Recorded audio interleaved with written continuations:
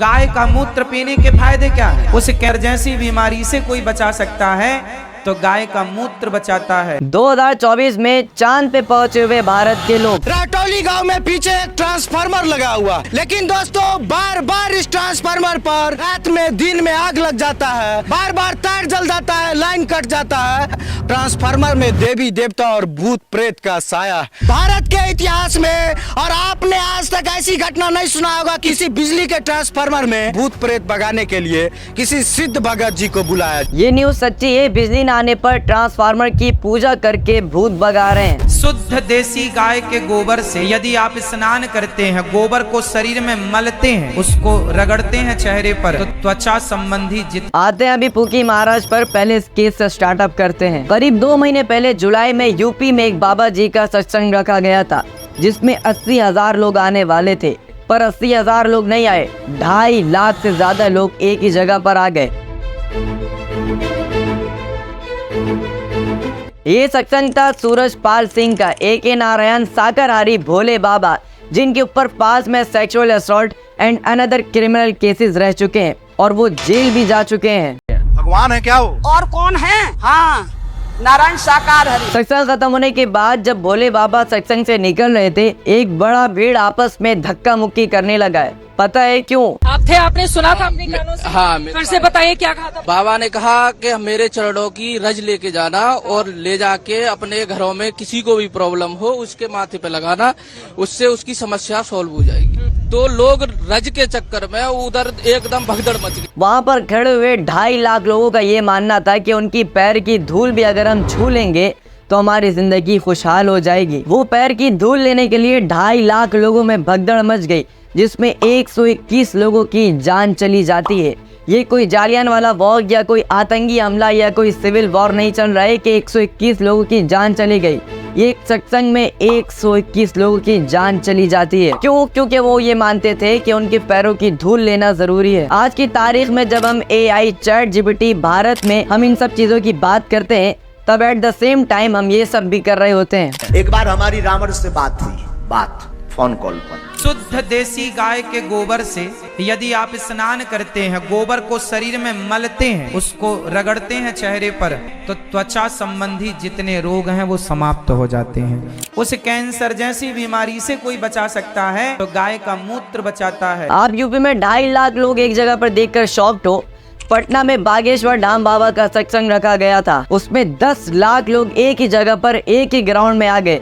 बाद में और जब लोग आने लगे तो सत्संग को ओवर क्राउडिंग की वजह से बंद करवाना पड़ा। डैम, ये प्रॉफिट भूपेंद्र सिंह और इनका क्राउड देखो, कई हजारों लाखों में क्राउड है। शायद ये कहीं और नहीं है, ये इंडिया के ही लोग हैं। यूपी में ऐसे ही भीड़ में धक्का मुक्की की वजह से 121 लोगों की जान चली गई। बेटे की मम्मी है हमारी, माता जी है हमारी। पर ये तो कुछ भी नहीं है। बाबा के भक्तों का कहना है कि वो अनलकी हैं कि उनकी जान नहीं गई।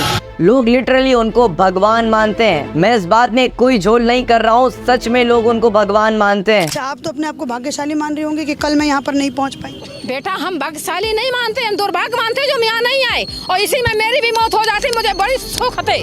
परमात्मा है गुरु तो 2 हाथ पैर वाले होते हैं। परमात्मा है, पूरे ब्रह्मांड की रचना है, जिसने पूरे ब्रह्मांड की रचना की है। नारायण शाकाहारी परमात्मा का कानून पूरे ब्रह्मांड में चलता है।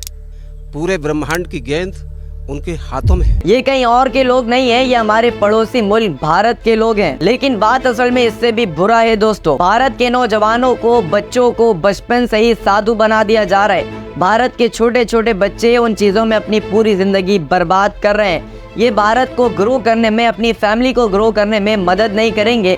बच्चे पढ़ाई लिखाई छोड़कर अपनी पूरी जिंदगी वेस्ट कर रहे हैं। ये 3 साल का बच्चा साधु, ये स्कूल नहीं जाते, इस उम्र में पढ़ाई करने के बजाय कीर्तन करते हैं पूरे दिन। और ऐसे ही हजारों लाखों बच्चे ये बचपन से लेकर बुढ़ापे तक ऐसे ही अपना जीवन बर्बाद करेंगे। बच्चे अपने बूढ़े माँ बाप को छोड़कर, घर को छोड़कर साधु बन रहे हैं। जो बेटा बुढ़ापे का सहारा था, उसके सामने ही माता पिता को गिड़गिड़ाना पड़ रहा है। माता पिता हर जतन करने को तैयार है, बस सन्यासी बेटा किसी तरह घर आ जाए। जैसे मैंने बोला कि मैं फुल टाइम हरे कृष्णा मंदिर भाड़ज में ही मैं सेवा देना चाहूँगा। Totally brain wash, totally. देखो बच्चों को शायद ब्रेन वॉश करा जा रहा है कि काम करने में क्या मजा है, पूरा दिन टेंशन लेते रहो, घर परिवार ये वो, उसमें खुशी नहीं है।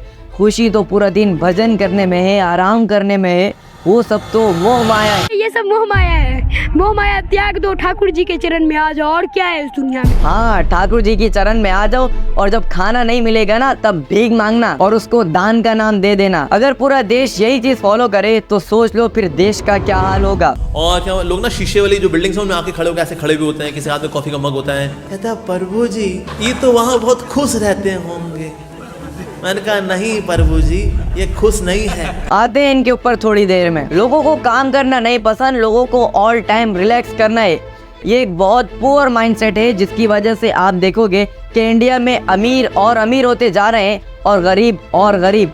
भारत के निचले दर्जे के 50% लोग हैं, उनके पास पूरी देश के सिर्फ 6.4% ही सिंपैथी है, जबकि देश के टॉप 1% के पास पूरे देश की 40% सिंपैथी है। अगर इनकम की बात करें तो निचले वर्ग के जो 50% लोग हैं वो एवरेज पूरे साल के सिर्फ 72,000 रुपए कमा पा रहे हैं, जबकि टॉप 1% लोगों की बात करें तो वो एवरेज 53 लाख रुपए कमा रहे हैं। इतना बड़ा गैप है दोनों वर्ग में, जिसकी वजह से इंडिया भी ऐसा दिख रहा है अमीर और अमीर होते जा रहे हैं और गरीब।